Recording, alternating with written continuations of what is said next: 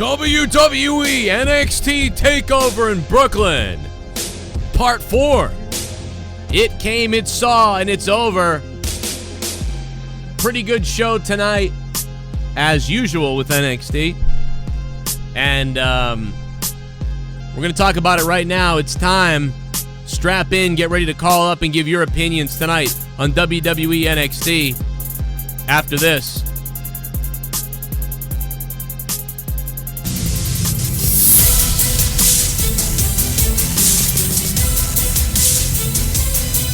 You're listening to The Joe Cronin Show.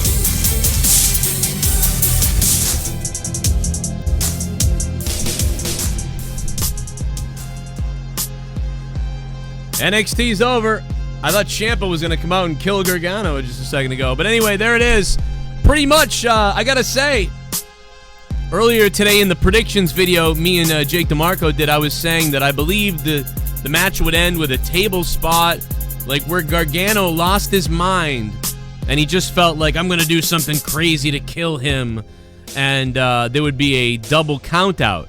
That is somewhat close to what happened. Same result, though. Tommaso Ciampa remains champion. Gargano did something ridiculously stupid to try to end him, got carried away, and ended up costing himself in the end. So despite the fact that it was a little bit different than what I thought, and obviously they put the tables out there almost to tease that, and then they did something where they foreshadowed earlier with how Tommaso was able to stand himself up from inside the ring to the outside the ring, which was very creative.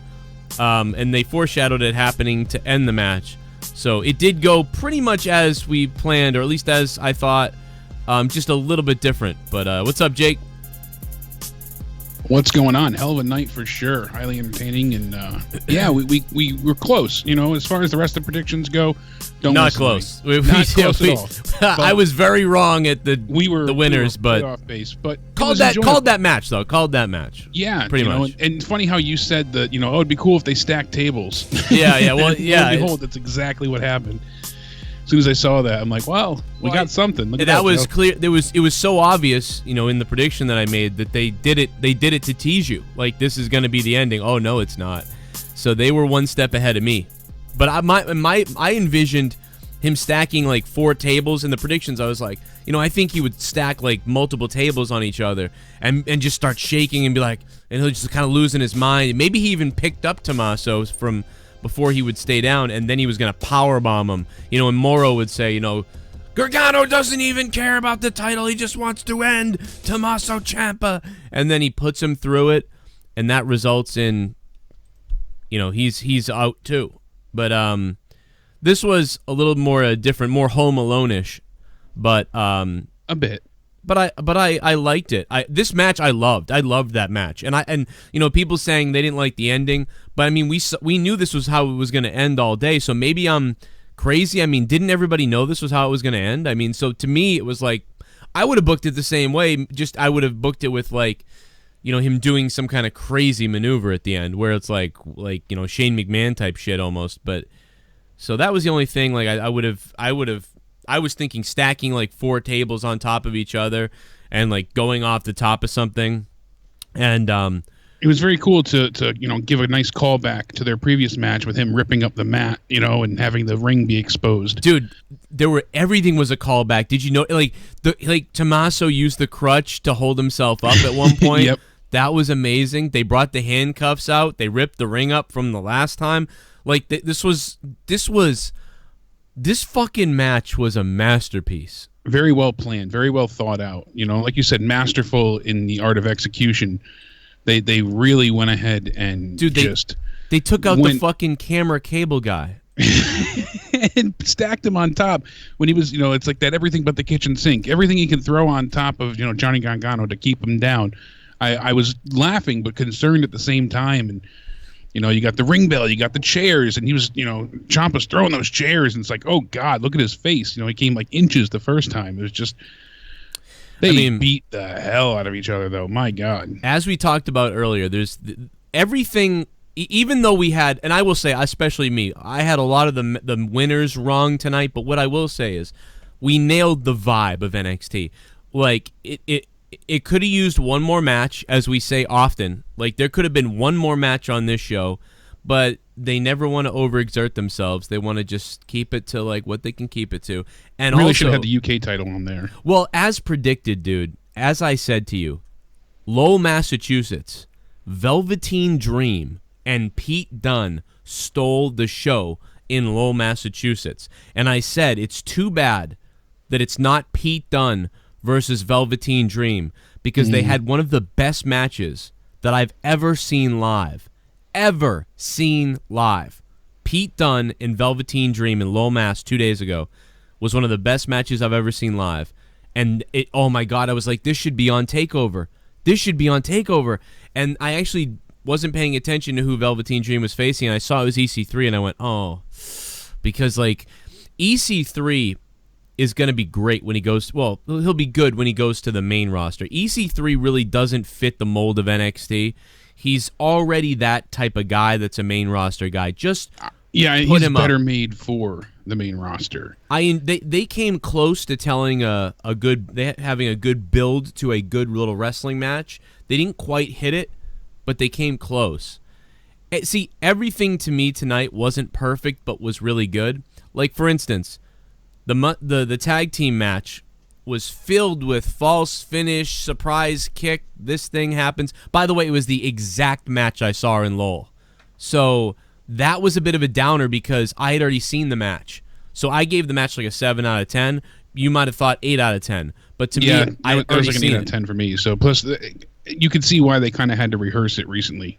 Right, it was all the same There was things. definitely a lot of close calls. I went, oh my God, the same, here comes, I know what's coming now, and then it happened, and I was like, yep, and now, oh man, it's the same fucking match.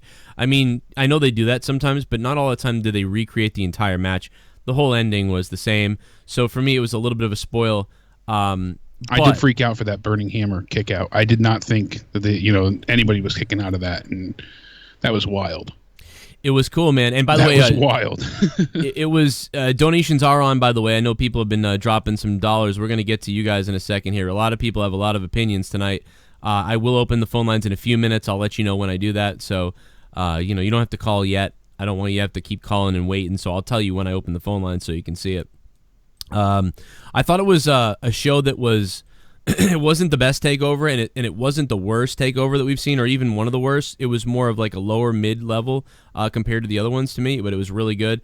So like Velveteen Dream, so the tag team match had a bunch of like ooh and ah moments, but it never really got into a much of a story. It was just a lot of exciting ooh and ah moments.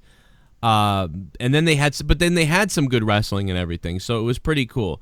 And then Adam Cole and Ricochet was very like high spot after high spot. That's what was exciting about it. And Adam Cole sells. So it was missing a little bit of that classic wrestling that I like, which is what Velveteen Dream delivered in the EC3 match. He was sort of he was, I can't think of the word, but it was just everything he did felt so charismatic and important. That charisma was missing from the other ones, I think. So every match was good, but could have used a little bit of what the other match had. So it's very weird how that is. So, I mean, it was just so spotty, Adam Cole and Ricochet, but they did such cool shit that it was awesome. Not a great wrestling match, but awesome moves, exciting moves, very fun. So that was like the exciting high fly spot match where like there's just highlights you can see that are amazing. The opening tag match was just a high-paced tag team type of thrill action or whatever, not very much psychology to me. And then and then EC3 and Velveteen had some good psychology and some good it had some good classic wrestling in it, but it was a little bit bogged down because I think I blame it on EC3. Not that I blame him for anything, but I mean, I'm just saying I think it has a little bit of a slower pace, because I think EC3 would be better suited on the main roster. And what I saw Pete Dunne and Velveteen Dream do the other night in Lowell was so incredible. This was a step down from that. If that match the other night was a 9 out of 10, this match tonight was probably a 7 out of 10. So... but good stuff because he used so much charisma in the match that it was exciting from Velveteen Dream. And then the what was it, the women's match after that? Yeah, then it was Kairi Sane and Shayna Baszler. So, I honestly, out of all 5 matches, this was the hardest to predict, I feel. Yes. And, you know, now it's like, oh, okay, the rematch writes itself. And I don't know. It wasn't a bad match. It was a good match, but it just felt like it was lacking. I know that's not very descriptive, but all in all, it didn't really hit that rhythm to me. You saw Baszler just in the beginning really laying on thick, you know, heavy-handed, lots of strong shots. And then Kairi starts doing, you know, she does the jump to the outside, you know, the high cross body. She drops down with the elbows. And then it just felt like right as it started to really get into it, that was it. Yeah, I think they wanted to. I don't really like Baszler. I've said this a million times. She's very. It feels like a fan is the champion. Like, the ending was cool. It was a cool ending. They tried to make it a surprise ending, but I was just expecting a bit more from the match. I didn't think that we'd get that. You know, I was not, because Baszler hasn't done. The only thing she's had going in her matches are those like little moments, like where she popped her shoulder back in or whatever, and she came off like the Terminator or something. Yeah, trying to look like a true badass, which was, but yeah, she looks like a badass MMA person, but wrestling wise doesn't really work for me. I mean, it would if they did other things with her. It just seems weird. She's another one where she would probably be better on a main roster, where because Kairi Sane is capable of having great matches in NXT probably, and you know she can go to the main roster and have good matches too. But down here, it's a whole different story. Yeah, because I was, you know, when she locked in the Kirifuda clutch, and I was like, all right, is she going to be able to roll out of it again? Is she going to get to the ropes? And then she kind of like just gets Baszler on her shoulders, and I said, oh, here we go, 1, 2, she'll get and then it was over, and I was like, all right, a bit of a surprise ending. So you know, we kind of saw they had to give, but I don't know. I guess that they were going for that surprise ending, but I didn't react to that ending as I think they were intending. Yeah, I mean, based on the audience looked confused. Based on what I saw in NXT LOL, again, you know, the women were the weakest thing on the show. I would say again tonight, the women are the weakest thing on the show. That was the worst match of the night. I actually enjoyed the build of Velveteen and EC3's match, because at some point EC3 started bleeding again, which I'm sure was an accident. But when he did that Death Valley driver on the apron and then the stuff in the ring, I actually really appreciated that pacing. You know, and what I like about that match is it's different. There's so many spotty things going on that there was something different. They've done this every NXT, it feels like. They were able to sort of each match be a little bit different. You know, the first match was the hype match to get everything going. You know, the second match was a more methodical, classic sort of wrestling match with Velveteen and EC3. Being a little bit weird, though, because EC's supposed to be the face, and Velveteen is, like, over compared to everybody. But EC3 is supposed to be technically the good guy. I think it would have I think it would have done better for them if you know, EC3 had been a heel and Velveteen had been a clear face, because he is the clear face. Adam Cole and Ricochet relied on theatrics mostly from the introduction, the Adam Cole hype, and then Ricochet being able to do these whacked out. Dude, he did a fucking springboard like moonsault, and he got super kicked in the fucking head. That was crazy. Like, that was nuts. That was nuts. That counter was incredible. I mean, I have to hands down say my favorite match, though, is the main event, because they just did so much shit in that main event that was a match where it felt like they pulled out every weapon and everything that ever had to do with anything they did, and super kicking. Once they did the Steve Austin Bret Hart spot, basically, is what I call it, where or the Shawn Michaels Bret Hart WrestleMania 12 deal, where Shawn goes to super kick Bret moves, and he super kicks the guy carrying the cable or whatever. Yeah, that was the spot, man. That was the thing that in all those podcasts that Bret Hart always says that Triple H and Brock Lesnar needed, and they didn't do it. But these guys did it tonight, and this was a really good last man standing match. It was a PG era last man standing match, but that showed you tonight what they could have done at Extreme Rules that they don't do. Yeah, that they don't even touch on.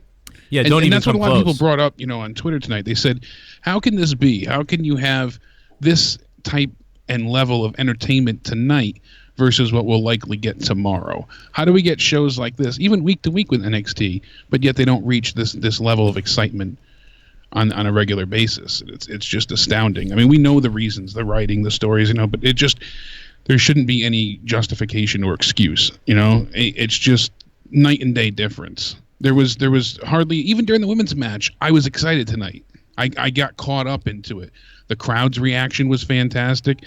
There was one point, when the hell, I gotta look back here. Adam Cole, he hit that fireman carry neck breaker. Yeah. What is it, the Ushigarashi last shot or whatever, and the crowd like went insane. And it led into Ricochet when he did the Shining Wizard attempt, like just back and forth. And the crowd was just screaming at this point. I was like sitting here, I'm like, you get into it. Yeah. And then they start going blow for blow for blow, and they're just, you got the enziguris, you got the high kicks, you got the forearms, and they're just smashing each other. And it's gripping. You can't help but just come unglued. I go back to these matches like the ladder match at NXT Takeover in, was it Louisiana? The one where they had the ladder match to start the show? Yeah, that was for the NXT North American title. I watched it again tonight, and it's just so good.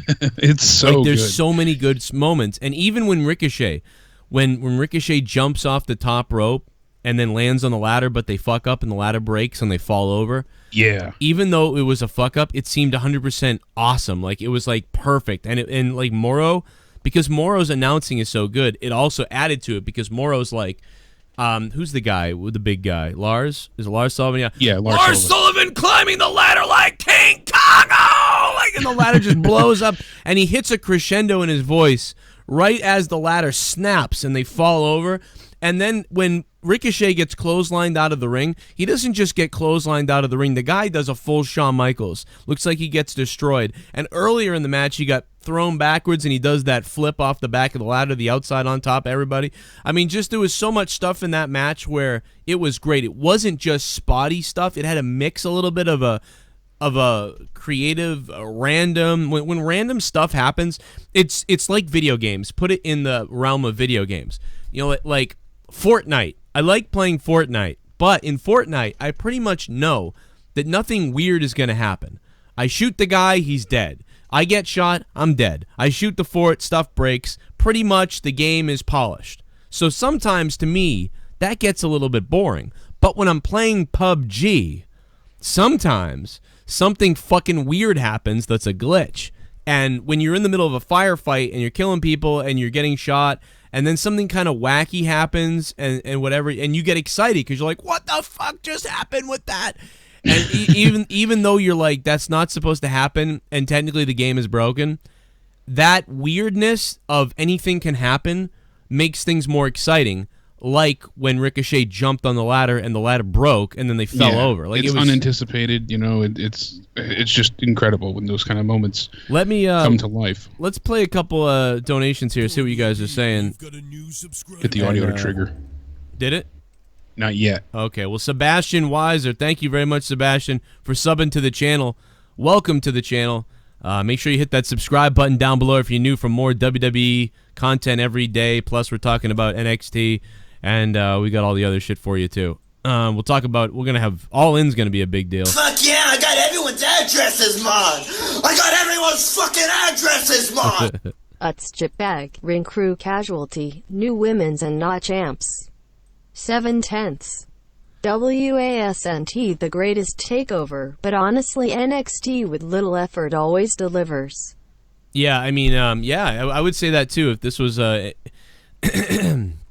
I would say that this was like a mid-level. It was a mid-level NXT, which is still amazing. Like, it doesn't matter. Like, that's the problem. Hey, Goon, thanks for the $5, Goon. I would probably give tonight an 8 out of 10, I think. And that main event really brought it home to me. I know that some people didn't like the ending. I think because I was prepared for that ending, in fact, sort of came up with I would do that ending as well, that I would defend that myself. But well, that's SummerSlam, everybody. There. See you Monday. When you know it's coming, it's easier. John Wills says, well, that's SummerSlam. I'll see you guys Monday. See, that's the thing though. NXT leaves you. It leaves you looking for more. NXT always leaves you wanting more. Super chat. Call Joe up, Vince. Call Joe up, Vince. Man of 1,005 holds. Thanks, man. Yeah, I wish you would call me up. Call me up to at least call me somewhere to NXT or something down there to do some announcing. But Yeah, Fuck yeah, I got everyone's addresses, Mon. I got everyone's fucking addresses, Mon. Real SummerSlam was tonight. Tomorrow is Amateur Night in Brooklyn. yeah, Pirate probably. Princess Bebe, new NXT Women's Champion, smiling face, throwing kisses, heart soon. Oh, Finn Balor forever has a crush on Kylie Sane. He wants to do her. Tomorrow night in SummerSlam, we'll probably see like a couple like shocking moments or something, but that will be about it. Or there won't be any, and people will be mad again. You know, that could also for certain happen, but we'll see. We got a couple more popping in here. I'll let a couple more play, and then we'll get back to it, and then we'll open up the phone lines, and then we'll play the rest of them, and we'll have a good time. Yeah, I know about Trish Tom Brady hater, even though you hate my love, Tom Brady. Oh my God!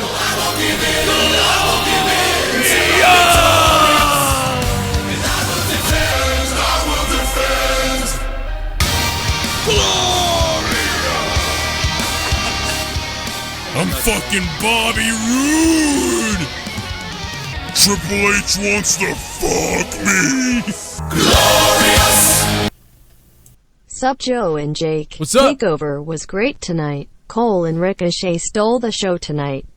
Johnny vs. Ciampa was great, just a predictable ending. Kyrie new champ and Era still the tag champs. No way in hell Roman vs. Brock beats that main event. Rip SS. 8/10. 8 out of 10 from Triple Gaming. For me, it's the main event that's my stole the show. I really liked Cole and Ricochet's fucking badassery. WrestleMania weekend takeover. Johnny will win NXT Championship against Ciampa in 3 stages of hell. The only way Takeover can compete with Supercars of Honor. Or fuck it, have Golden Elite versus Undisputed in Elimination Hell in a Cell. Yeah, that will be wild. That could be something they could do. They got to do something wild on the next one for sure. Goon. Thank you, Goon. And Matt Riddle spotted. We thought so. I thought they might have someone interact with him, but that wasn't right. Party! First time watching NXT Takeover. Wow. I'm super impressed and better Nice, than Tim the Papa's trash cherry. we watch on the main show. Hey, Tim, if this is your first time watching a Takeover, then you're lucky because you can go back now and watch about 20 other ones. And it only gets better from here. You got to go watch all the other ones, man. I mean, tonight was probably an 8 out of 10. There's probably like at least 10 that are 8.5s, 9s, and 9.5s too. So you got to go, man, you got to go check out all the other ones. These are fucking good, man. They are good. But I don't know. I like, yeah, to me. Oh, here it is, Ryback.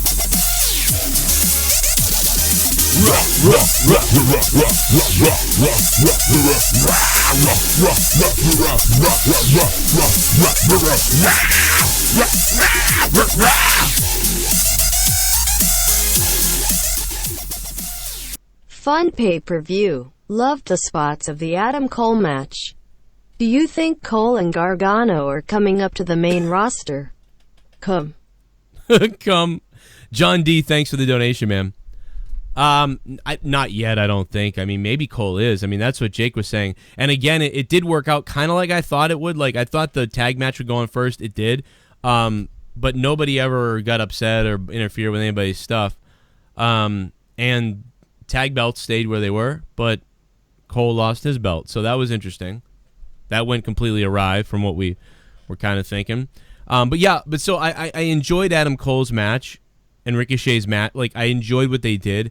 Like, I'm going to go back and watch that again. It was really exciting.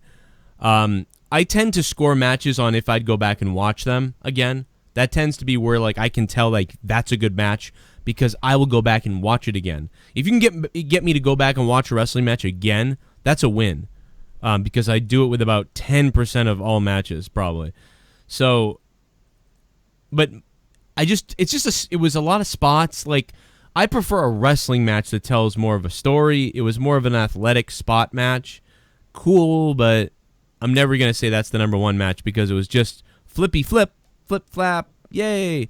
Like I don't put that as the number one match of the night. Certainly, it's not the number one match. Might have had the number 1 or 2 spots of the night. Certainly, a fucking that springboard off the second rope that turned into a super kick to the head was fucking crazy. And Ricochet's finish, plus a couple other things were pretty amazing. But as far as, caring about a match or being a match, I'd probably have to go with the main event. You know what I mean? Even Velveteen Dream and EC3 had more of a build to me that I enjoy. But yeah, see, for me personally, I really, really like the Ricochet, match with Adam Cole. All in all, I think that was my favorite of the night. And I understand your point with like the flippy dippy doo, but granted, that's just typically Ricochet's style. And I feel like Adam Cole went to his level, or he went to, they went to equal levels. They were on the same playing field. And they really went all out. And I felt like part of the psychology was, Ricochet, you see him flipping so often and going above and beyond athletically. And I feel like Adam Cole was like, okay, anything you can do, I can do better. And that was part of the psychology with him, especially in that super kick moment with the reversal. And we saw him keeping up with the spots. I don't think he could do it better, but he did counter it. Like, I think he said, all right, like, I've got an answer for your ballet. Exactly. Yeah, and just the fact that he was trying to stay on an equal playing field, that was part of the psychology. Having these, I don't want to call it a spot fest, but that's what it was. But that's what made the match for me, not the spots itself, but the fact that there were so many, because they were trying to outdo one another on as much as possible. It just really was incredible. I think if you're gonna have an outdo you thing, like I think it would have been Flip Gordon or something in Ricochet. But I think like with I like Cole to me reminds me of, he's got the charisma of Shawn Michaels and the technicality in a way of, he reminds me of Dean Malenko. I could see that, yeah. Kind of reminds me of Dean Malenko, but also with the charisma of Shawn Michaels. But yeah, that's why like, oh, great match, but it's just like, again, like every match was missing like a little bit of something to me, like didn't have the last building block to be a 9 out of 10 or something. And that was every one of them, but they were all really good. All were really good, and no answer is really wrong to me. I mean, the women's match I don't think would have been on that list. To me, the women's was very forgettable. 6 out of 10, maybe. Yeah, there just wasn't enough in there. There wasn't enough done, honestly. I mean, what did we really get from the women's match? And it wasn't a bad match. I was still entertained. It's just that, what did we get? Sane did, we got, the Hurricane Rana, and then we get, the big elbow from the top multiple times, and, the fly from the outside, and then, we got the choke out into a, into a pinfall. That was pretty much it. I know that I'm not on Twitter right now, obviously, because Twitter banned me, but I'm going to put up a patron poll for everybody. I'm also putting it up, I'm putting it up publicly, so again, I've said this before, even if you're not a $1 patron a month, or you're not a $5 or $10 patron, you can actually download the Patreon app anyway, and there's a few things that I put up that are free, that are just free content that I put up once in a while. So tonight I'm putting up a poll. I want to find out what your favorite match is, so I'll let you know when that's up. Should be up in a second, and you guys can go vote on it. Even if you're not a patron, you can go to it anyway and vote on it. It doesn't matter. So it's on my Patreon. I'll put that link up in a second. But worst match was the women's match, and what would you? I wouldn't even say worst, but lowest for me, yeah, for sure. Because even that women's match has been miles ahead of what we got from the women on the main roster. All right, cool. Recently, Yeah. I really like the tag match. I mean, obviously, I hadn't seen it before like you had. I'd probably give that like a solid 8, maybe even an 8.5. Really, just fantastic from both teams. We know they could put out and create magic when they work together. The only thing I didn't like was the towel spot again, and I didn't think that needed to be done when he was like, oh no, Seven's gonna grab the towel again because Tyler Bate's gonna tap out. Yeah, you wouldn't even do that, and then he throws it in the crowd. We've seen that. I don't know if that was something that should have been harkened back to. That was the point. They were going back to like, yeah, now we don't. Oh, now he throws it in the crowd instead. Like, I get it. I just found that to be a bit hokey. I mean, dude. The whole match is very much out of the It reminds me of kind of like the Beyond Wrestlings and the sort of there's a trend in some areas in the cities of kind of college kids that go to wrestling shows. That's sort of the shit that they like. Like they may not even watch WWE or New Japan or even Ring of Honor, but they go to these sort of late night wrestling shows that do all this kind of hokey like sort of things. And that's one of those things. It's also something that I believe, you'd have to correct me if I'm wrong, but in the UK, stuff like that, I think happens a little bit more, but I could be wrong. But it is, like, I've got some friends that go watch some wrestling shows from certain places, and they're not even they don't even watch other wrestling, but they're there, and they're like, I love that wrestling show that's there. And they all do those kind of hokey little things. So that didn't bother me, but in real life, you'd run across the ring and kick the guy. You got a 4 count, jump on in. Yeah, exactly. And they were trying to change it up because Trent Seven was, now in the healthy role. Tyler Bate was the one injured this time, and but last time it served a purpose. Of them having to quit. All right, I don't want you to. I know you're not going to tap, and I don't want you to end your career, so I'm going to throw in the towel on your behalf. This time, you're not going to do it. So if you know you're not going to do it, then why even tease it? Right. So that when things like that, it takes me out of the moment, and that was one of the only times it really happened tonight where I'm like, I didn't care for that. EC3, he's just had a rough go of it in NXT. He really has. Velveteen Dream with his, call me up Vince pants. That was hilarious. That popped everybody. Those were incredible, but it's scary as hell to think. I don't want to see him, as we said on the the preview show. Don't want to see him on the main roster. Yeah, there's a 70% chance you're ruined. Just what I mean, like there's a 30% chance that because I think he'd be great on the main roster because I think Vince will like him, so he may get a push. But you just never fucking know with Vince. You just don't know, and I mean. When you look at how many people that have come up from NXT that have been successful in eyes of the fans, not the company, I don't want to hear like, oh, Finn Balor's been successful. He was the Universal Champion for a day. No, I would say Owens has been successful. And even that, he was, not really looked at like a champion when he was. So it's a hard go of it when they... How many matches were there tonight? 5? There was only 5 matches. So yeah, so that's what we thought. Okay. Yeah, and I'm not crazy about the start time. I wish it was a little bit later. Can you believe a lot? I got to tell you, a lot of people had no idea that this was starting at 7 tonight. Yeah, I thought it was 8 o'clock myself. That's why I was like, oh, I'm starting a little bit late. So it was only a few minutes, but still, I kind of caught up, and I was like, oh, okay, pre-show. Here we go. Yeah, pretty crazy, man. A lot of people didn't know. I am putting the link to my takeover right now in the chat. I'm spamming in the chat. That is the link to the Patreon poll. Anybody can vote on this. Even if you're not a patron, think about becoming a patron because we have over 30 hours of bonus content on Patreon. And not only that, but you support the show. So for $2 a month, $5 a month, $1 a month, $10 a month, some guys are $50 a month. You support what we do here and keep the shows going and everything we do. But this poll is free for everybody to go ahead and vote, and we'll keep an eye on the poll, find out what you guys have to say with what was the best match tonight at NXT TakeOver as far as the JCS Army is concerned. So we'll have those results for us in a second. Real quick, I wanted to run to the phone line, but I lost him. And we'll get to that in a second, but there's the poll right there. I think almost everything's about right. Dream EC3, Undisputed Era, Cole Ricochet. I spelled Ricochet wrong. Shane and Baszler, Kairi Sane, Tommaso Ciampa versus Johnny Gargano. Okay, so that's it's all up there. Go ahead and vote, and we'll see what happens. I really did enjoy the main event, but some of it felt a little bit too back to what we saw previously. Yeah, it was a little bit of similar. Sometimes, yeah. But I thought it was... these spots feel... eerily familiar. So I did think it was the best one though, but maybe I'm wrong. But I thought it was the best one.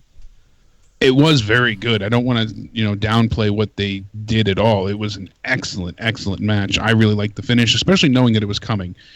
If you weren't expecting it, or if you didn't have at least a forethought that all right, this is probably not going to have a straight up finish, or it's going to be probably a loss in the sense that you do all you can to end yourself at the same time. Then I could see why people are mad, but I see some people on Twitter had said, "Oh, worst takeover ever," and I don't see that at all. Really? Yeah, it's not a unanimous, That's bizarre. feeling by any means, but there's a few people not happy. I'd probably give the tag. See, I thought everything was very similar to itself. Like I would give the tag match that opened the show probably like a 7.5 out of 10, maybe an 8, something like that. I already saw the match though, so I'm biased. So I'll give it the nudge and I'll give it the 8. I'll give the first match an 8 out of 10. I'd probably give Cole and Ricochet an 8 out of 10, or maybe an 8.5 out of 10. I'd probably give Velveteen Dreams match like a 7.5 out of 10. I'd probably give the women a 6. And I'd probably give the main event to me probably an 8.5 as well. So, it's all, to me, the show's around an 8. So I'm happy with that. Tony, what'd you think? Man, I have seen a lot of last man standing matches over the course of me being a fan of wrestling, but tonight's last man standing match really did it, man. That was brutal. I thought it was brilliant, man. For the PG era type of stuff in the NXT, I thought it was damn good. It's better than most last man standing matches of the main roster, at least going back until we were in the Ruthless Aggression time or something. Oh, yeah, though. I mean, sheesh. Last man standing matches, I quit matches. Hell, man, you got to beat your opponent's ass so badly till they cannot get up. Right. It was great with the story and the whole thing. See, I just loved it, man. I thought it was with the story. I loved it. Yeah, that's no joke, man. I got home though till like just moments ago, turned on my tablet, and there was NXT Takeover till I saw the women's match. Oh, did you you missed the beginning of it or something? Yeah, because I was out at a family member's birthday party. Things like that. I heard that from a lot of people that they didn't even know it started at 7. That was a major issue. Yeah, though. I mean, sheesh. I was looking on my WWE Network time schedule, and I was like, "Oh crap, that's supposed to start at 7." Sheesh. Wow. Yeah, that was the only thing. That was one of the criticisms I had too. A lot of people just didn't know. I didn't even know. I was like, oh shit. I was like, well, I'm gonna turn on the pre-show, but what is it, a 2-hour pre-show? And then they were like 20 minutes away, and I went, oh my god, it's starting at 7. Well, this is great. Sheesh, yeah, Joe's 7 o'clock timeline. That was like, wow, what's going on with that? Right now, Ciampa and Gargano is about tie with Cole and Ricochet for the top spot. That makes sense. Yeah, that does. Yeah, make though. sense. I mean, when I seen Gargano just dislocate his knee, I was like, oh my god, that sucks. When we did our predictions earlier today, I really emphasized, I believed Gargano was going to go out of his mind like, I can't fucking beat this guy. I'm going to put him through 7 tables, and he's going to do something stupid and end up costing himself the match because it would have been a draw. But I didn't expect, Ciampa to actually win at the end. But either way, it was the same result. But it was a little more Three Stooges like where he, kicks through him and falls over because he had to put the exclamation point on it or whatever. I would have preferred if Gargano he fell off the stage. well, that's the thing is I would have preferred it if Gargano had done a move, like had done something that was so crazy. I climbed up the side of the stage itself, and when he jumped down, he crashed through the stage, not knowing the floor would break. And yeah. Something like that. Yeah, I mean, we thought that. I really envisioned like 4 tables being stacked up or 3 tables being stacked up, and Gargano being like, "That's it," and running powerbomb through the thing, and him not getting up, and Morrow being like, "Gargano was so obsessed with taking out Ciampa, he cost himself the title. Both men have been counted out. Both men haven't moved." Yeah, I'm starting to become a fan of Tommaso Ciampa, man. This dude has got the heel skills. I mean, he is sick in the head. I would like to see SummerSlam just try to top Takeover. Yeah, I don't. I mean, SummerSlam is going to rely. It feels like SummerSlam, the only way SummerSlam would be somewhat exciting is if they kind of do a couple shocking things. And it feels that way, right? Because there's no way they're going to touch this. So Braun, if he loses the Money in the Bank, like we said. So if Braun does lose the Money in the Bank, and then Owens cashes in the main event and loses because of that. So he goes to cash in, and maybe Brock spears him and wins, or fucking Roman wins because of Owens. So, I think we're pretty sold on the idea of Owens winning the Money in the Bank, coming out, and either Brock pinning Owens or Roman pinning Owens. Either way. Yeah, though, but what's the question of Roman going to turn heel? Well, they ruined that the other day by essentially pepper spraying Roman. They got rid of that option. They took that off the table. They want a strictly good versus evil type match. And they're going to see how the crowd responds. They have 2 matches set up, a very short, quick, concise match, or a long and grueling fight. So we'll see if the crowd's hijacking it right from the start, then they're just going to go and make this quick. Yeah, I would agree with you right there. And plus, on the game I was playing, they finally introduced the women's division. Oh, nice. There you go. Well, I had an idea, too, because if they're worried about the crowd, again, one of the ways to take the crowd out of it is tear gas them. Well, besides killing them, would be to do... Yes, becoming a $2 patron gives you Corrupted Podcast, Chris. So tonight, in a little while, we're going to be live with the Corrupted Podcast. Me, Ken, Filthy, Justin Bailey, and Jesse. It is an all-star lineup tonight on Corrupted, and for $1, you can hear it. 352 patrons have signed up. It's going to be a good night tonight. It's all-star tonight. It's never been done on Corrupted. So, but hey, listen. Yeah, Well, but Tony, hang on a minute, Tony. Let me tell you this. So at the beginning of the match, they need to do something wild to make the crowd all of a sudden not be like taking over the show if that's what's happening. I thought Blood would do it.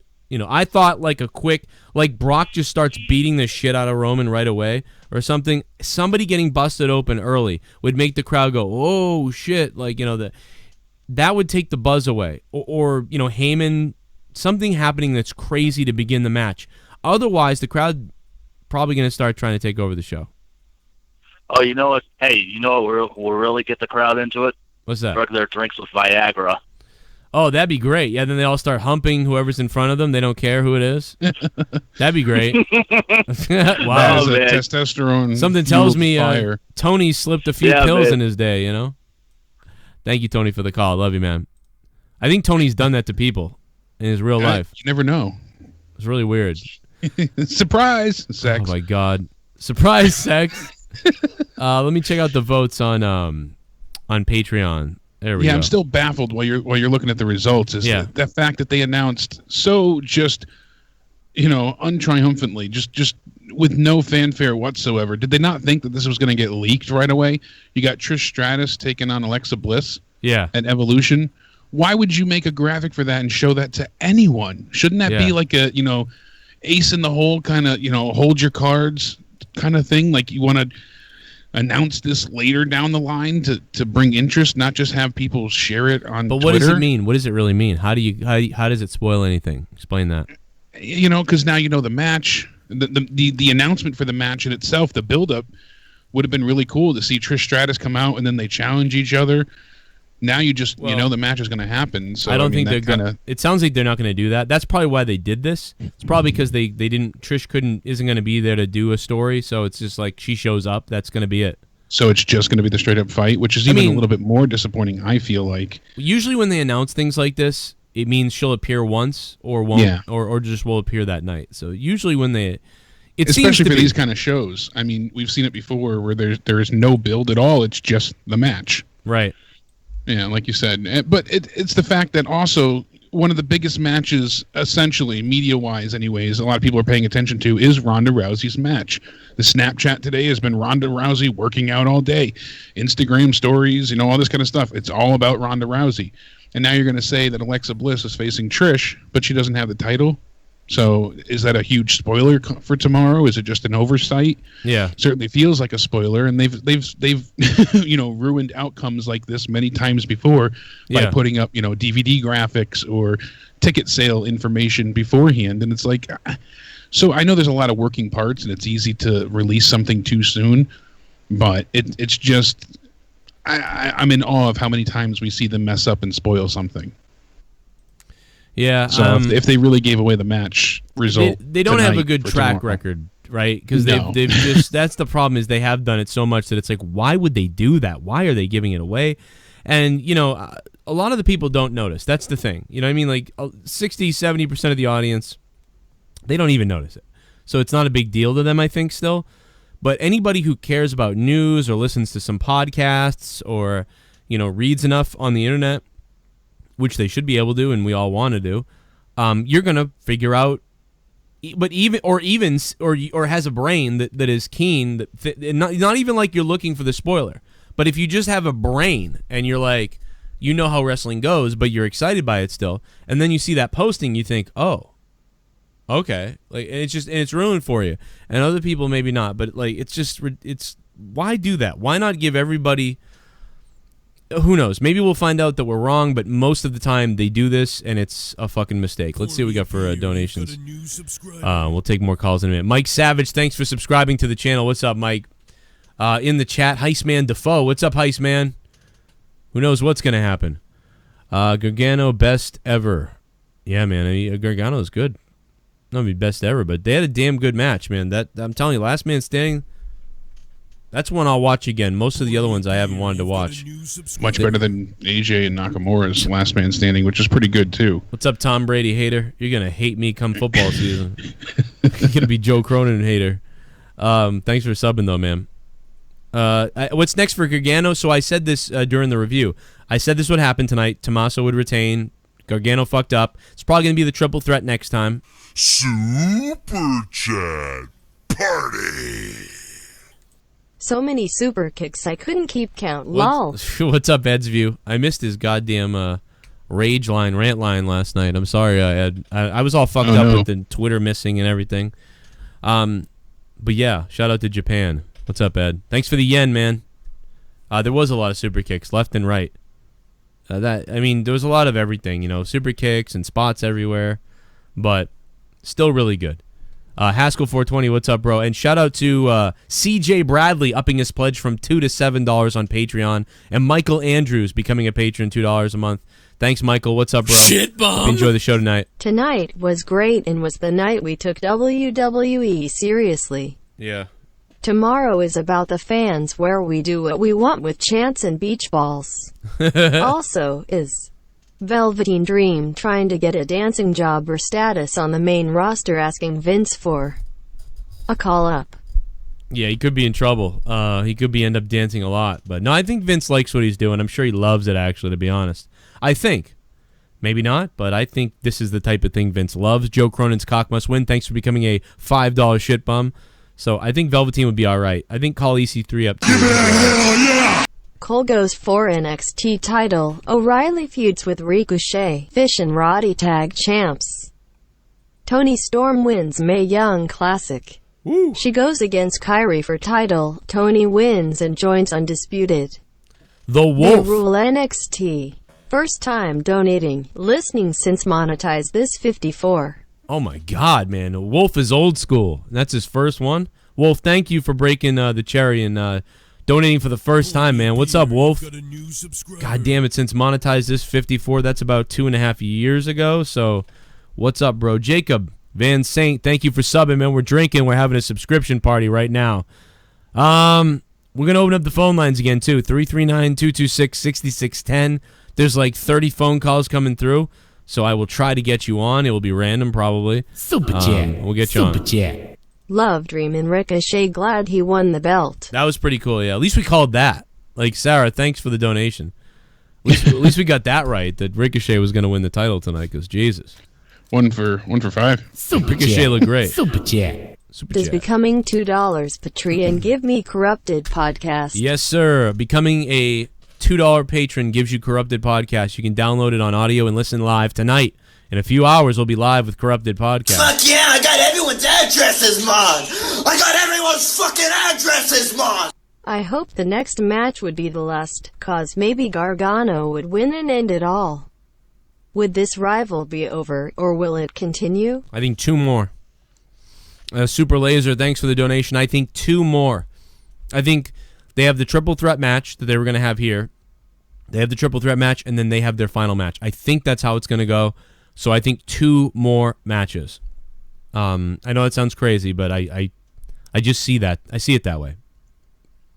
And everything happened tonight the way I thought, pretty much. So I think we're on to the right track. Super Laser, thank you for the $5, man. Let's go to the phones. Super Laser. Shout out to Omar, Jordan, and Jacob for becoming subscribers of the channel as well. Hey, Malachi, what's up, man? Malik, what's up, bro? Hey, man, how you doing? I'm doing good, so Joe. Hell first yeah. of all, NXT was phenomenal, though. What I wish happened when NXT was like Ricochet. I'm glad Ricochet won the NXT title. He's talented as fuck. I mean, I love the guy, but I felt like it was too soon for him. Like, honestly, when the War Games eventually happens, I would have had him win, and then he gets granted another title shot. He wins the North American title because Adam Cole barely did something with the title. So I wish Adam Cole would have retained. But I still love Ricochet. Yeah, he didn't have the title for too long, to be honest, to me. Would have been nice, maybe. It seems like they're two more stuff I want to say. Yeah, no problem. What's up? Also, I think that EC3, man, he's been losing a lot. He's been losing a lot of big matches ever since his debut.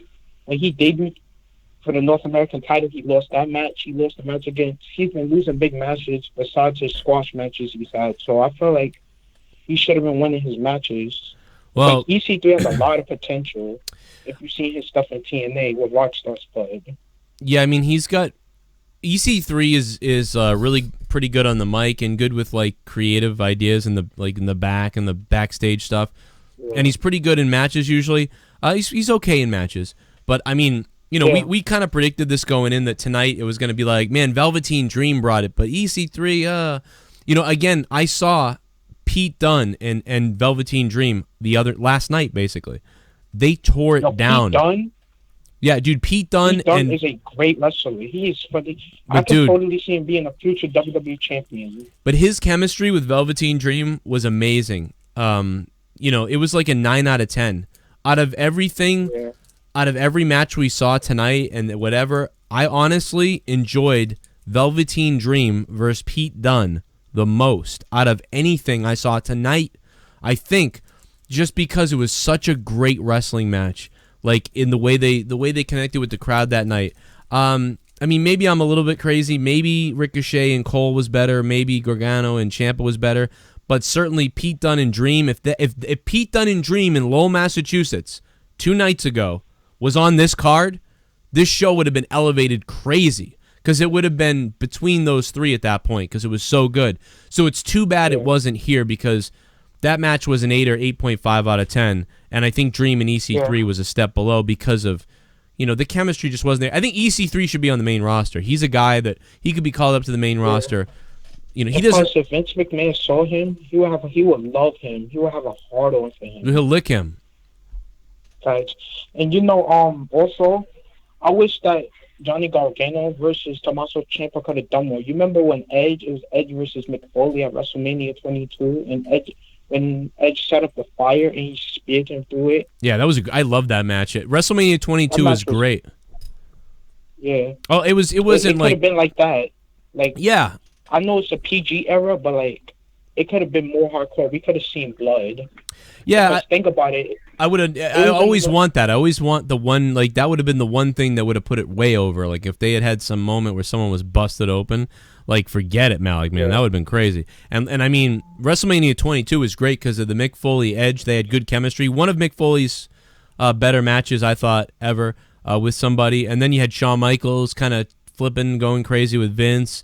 Triple H and Cena had a really good match. The crowd was so involved in that match.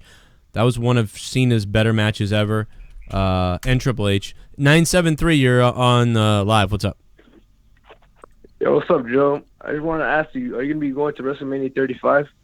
I will be in New York, yeah. Man, that'd be crazy because I live in the New York area. I'm always wanted to meet you because I'm a long-time fan. Dude, I was going to come. 40. We were going to come. Wow, shit, man, thanks. That we were going to come to SummerSlam and everything, but I just couldn't do it with everything that's going on right now and whatever, so it didn't work out. But I am definitely going to WrestleMania in New York. That is blame absolutely. Connor for that one. He was setting it up. Yeah, blame Connor. Well, I could have set something up though. I could have set something up, but I just blame Connor with money, you know, and whatever. Yeah, it's Connor's fault. Blame Connor. Fuck you, Connor. Okay, right. Sucks. Thanks, man. All right, man. No problem. I will see you though. Hopefully, I'll meet you. Don't stab me. Yeah, hopefully, yeah. All right. Have a good night. All right, love you, bro. Shout out to everybody. I know a lot of people in New York wanted to hang out and whatever this SummerSlam, so it's too bad we didn't make it, you know. A lot of people were going to come. Everybody from all the other shows planned on wanting to come too, and it just didn't work out. And money-wise, it's really bad. Everything's bad, but it was close. We were close. We were trying. We were trying to find a venue for a long time. You know, the three of us, we had really went ahead and wanted to do like a live show or a podcast or something, and some places got back to us. I know Connor was talking to 2 different establishments, and we needed the part of the problem was that one was like a bar, so there was going to be a full cover charge, and they weren't going to allow, you know, anyone under the age of 21 at all, and it was, you know, so that would exclude us, you know, a significant portion of people that would probably want to attend. I mean, they couldn't even come in without, you know, even with parents, so that wasn't going to work. And yeah, it was just back and forth. Yeah, it's weird. It would have eliminated like 30% of the audience, but I mean, it still would have been fine. It's just, again, like we just couldn't do it. But right now, Tommaso Ciampa Gargano is leading 53%. What was the best match of the night? Gargano Ciampa is at 53%. Cole and Ricochet at 37%, and Undisputed versus Mustache Mountain is at a little 11%. So basically, what we thought. I think Dream and EC3 would be probably next, and then Shayna Baszler if you were to score it out there. That's 38 votes. Again, anybody can vote. It's public, so anybody can go vote on that. I put the link in the chat. Anybody can vote. You don't have to be a patron. It takes you to the Patreon page. Download the Patreon app anyway. If you never downloaded the app or don't go on Patreon, you got to get on Patreon. We have 30 hours of bonus content a month. It's crazy. It's wild. It's wet. And Jake exposed me to his armpits one day on there. That's right. That's fucking weird. Eh? I don't know why I said that. So do you think SummerSlam is going to do better than NXT tonight? No. No. Absolutely not. Not a chance in hell. You heard Braun Strowman go ahead and make some comments not that long ago saying like, oh, there's no way that they could, outdo us, and it was almost like an insult to even think that was a possibility. Well, judging by tonight, I don't see there's any way that they can come to the level of excitement that I experienced tonight. I was glued to, every moment possible that happened. There was some breathtaking stuff, a lot of, great in-ring psychology and work. And I mean, there's still, the thing is that's great is that now there's so many what ifs, well, who goes here? Who faces who next? And is there going to be rematches? And, oh, what does this mean for this person? Like, there's all these different, we saw Matt Riddle. Oh, we didn't talk about the War Raiders. They came up and cut the Undisputed Era celebration short. Yeah. And then they start attacking the champions. And, they had promised it a few weeks ago. They held up to their word. What does this mean for them now? We saw Hanson and Rowe, and they hit him with the fallout. That was cool. And, it was just exciting. I'm trying to think, like, even in my wildest booking scenarios, the only thing that I would really get excited for is if that Kevin Owens wins the Universal title tomorrow, or if Jesus Christ, if Roman goes ahead and does end up, working with Heyman somehow, which neither of which are likely at all. But I don't know, man, what I would be excited for really on SummerSlam. I'm just like, I'm looking forward to the Ronda match, but I don't imagine it's going to deliver on anything near what we got tonight. I think it'll be fun. I mean, Ronda Rousey, everyone was kind of shitting all over her, and she was the best part of WrestleMania this year. Her and Kurt really shined on a How whole weird different level. was that? Like that she yeah, was one of the that was straight things. out of, as they say, this Bizarro World. Well, that's exactly what that was. WrestleMania sucked last year, though. That WrestleMania was fucking trash. Left a lot to be desired, and unfortunately, I feel like this does too. A lot of the matchups we're getting tomorrow night feel thrown together. Yeah, it shouldn't be that way, but there's no real there's very few concise feuds. Everything else just kind of feels like, well, you're here, I'm here, let's do this. That's kind of that's how it always I is. even with heard them. that AJ Styles, I know, again, NXT review, but AJ Styles might have his family not so much interfere, but cost him the match per se, because of Samoa Joe. Like, his family will be in the audience. They'll throw the towel in. Something along those lines. That, or Samoa Joe will approach them and get the upper hand with some underhanded way, but they'll be ringside, and I hope he blows a snot on AJ Styles' kid. You know, he goes over there and moons his wife and lays a big kiss on her, you know, something. But his family's supposed to be in attendance and just, you know. Yeah, I hope Samoa Joe gobbles her. Holy shit, in a shit basket of fire. Shell is back, and she's back big time. She just upped her pledge on Patreon to $50 a month. Damn. Shell is funding the show. Shell, Welcome back. Love her or hate her, she is keeping my show on the air. Shell, thank you for the $50 a month on Patreon. Holy motherfuck of hell. That's we got awesome. a big corrupted show tonight, man. I'm telling you, I gotta sell this fucking show tonight. Well, you got a show of all-stars. Justin Bailey back for his second week since sailing away. You've got Jesse on there. Ken, who has been on quite the vacation himself. He's returning, so he's ready it's to gonna be all out. He's gonna unleash tonight. Yeah, he's ready to go, baby. The band is back, and then with some extra too. With a little bit of baggage. Blue Easy said EC3's eye is roughed up. He just saw it on Twitter. It looked fucked up, dude. Because at first he was bleeding from the head first, and then afterwards he was then bleeding again from whatever happened to his eye. I didn't catch the moment. It might have been from the Dream Valley driver, but yeah, and I don't know what I don't know what he scratched it on, but yeah, he got fucked up. Woo! Here's the promo.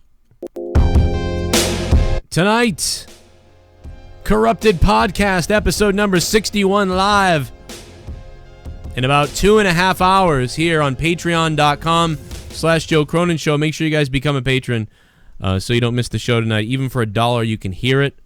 Most people are above that, but you can hear it on Patreon tonight. Help fund the show and also get bonus 30 hours content.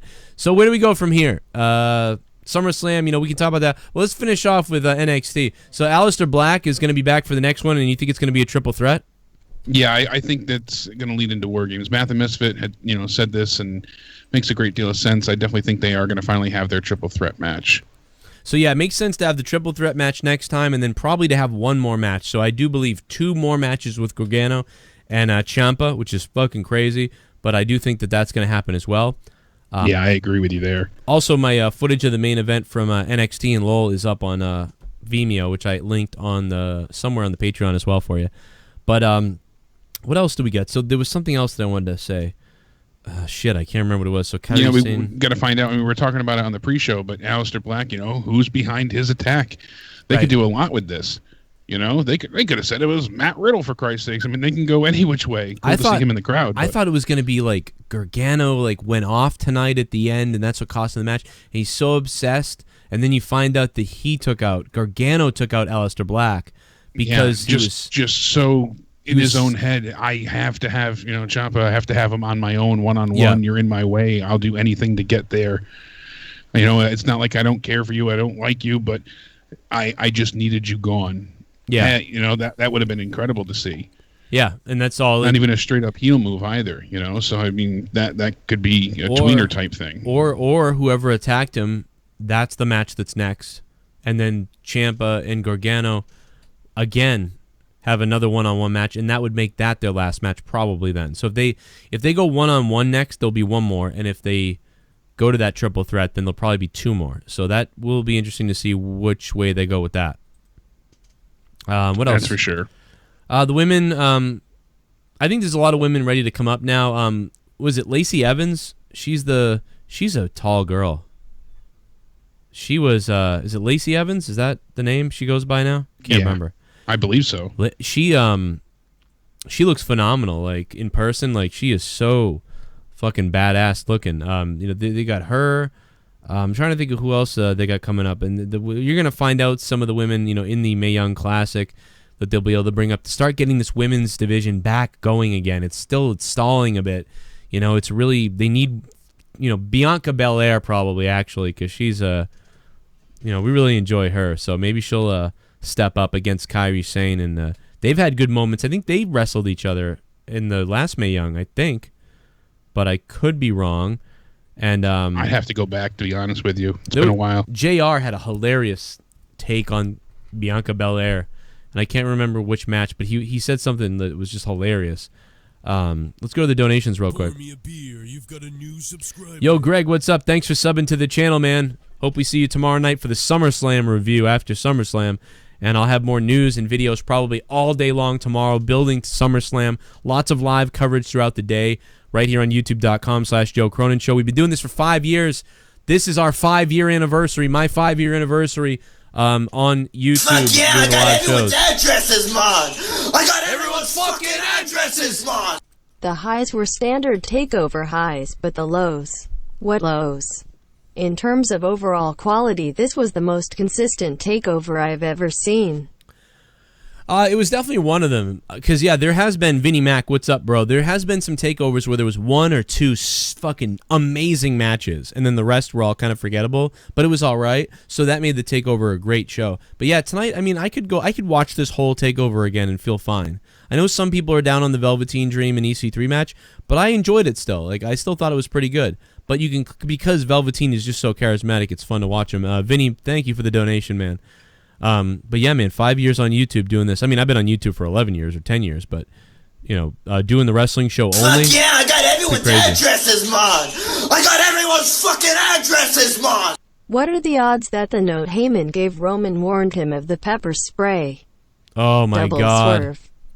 Oh my God. Well, I will say that I did say amazing. Imagine if he still turned. That would be the only surprising thing. And yeah, imagine if the note said that. That would be. But why would you then just take a fucking beating by Brock? You know? Or the note said Brock's here. You know, they planned the pepper spray that was really water. Yeah, I'm going to pepper spray you. Just go along with it. I'm going to, you know, and pretend like this hurts something. But then we Brock said it that night on Raw. But then Brock being there doesn't make sense. You know, why would he let him get beat up then? Like, why still get your ass kicked? Well, maybe he knows, like, oh, the one ass kicking will, you know, lead into a shock and surprise against Brock on Sunday. Yeah. We're just being hopeful that there's a bit more story than what they gave us, and sadly, we're not going to get it. Yeah, you're going to be probably disappointed. Just no, that was a way to attend. It's going to be good versus evil, Brock versus Roman again. That's it. Texan, thanks for the $1, man. Thanks for the super chat party. We're going to have a super chat party down below. If you guys want to donate tonight, the link is down below in the description box. Streamlabs link is down below. You can donate. All the donation amounts are listed below. There's like 30 different types of donation alerts down below you guys can donate. Or you guys can just use the super chat $1 button. But expanding the description box will show you all the amounts at the way bottom of what the donations do, just for the new people. I hadn't even said it once tonight, but anything else you take away from NXT TakeOver? And I will take a couple more calls, 339-226-6610. I'm going to go to a couple calls in a second here. Anything else you take away from TakeOver? I'm curious to see where EC3 goes from here. That's certainly a question weighing heavy on my mind. Velveteen Dream, you know, we're hearing that he might get called up. That was reported earlier before the show. Yeah. And, you know, then we see it on his pants. So was that truly a sign of things to come? We certainly hope not. I know you and I feel the same way there, but stay down also there. I really want to go back and rewatch that main event. That was truly incredible. But my favorite match of the night was the Ricochet match, hands down. I'd give tonight an 8. Yeah. Really respectable 8. I almost went 8.5, but then when you compare it to other takeovers, it starts to get a bit muddled. But yeah, a solid 8, absolutely. Some people were a bit down on it for some reason, but then there was some people that were really high on it. So this is one of those takeovers that I can see there's a little bit of discourse or disagreement going on with people. Some people going lower than normal, some people going higher than I thought it was, and I'm still sticking here in this middle ground of 8 out of 10 as well. Like, I thought it was good show, middle of the road NXT of all time, probably right in the middle of all the NXTs ever to me.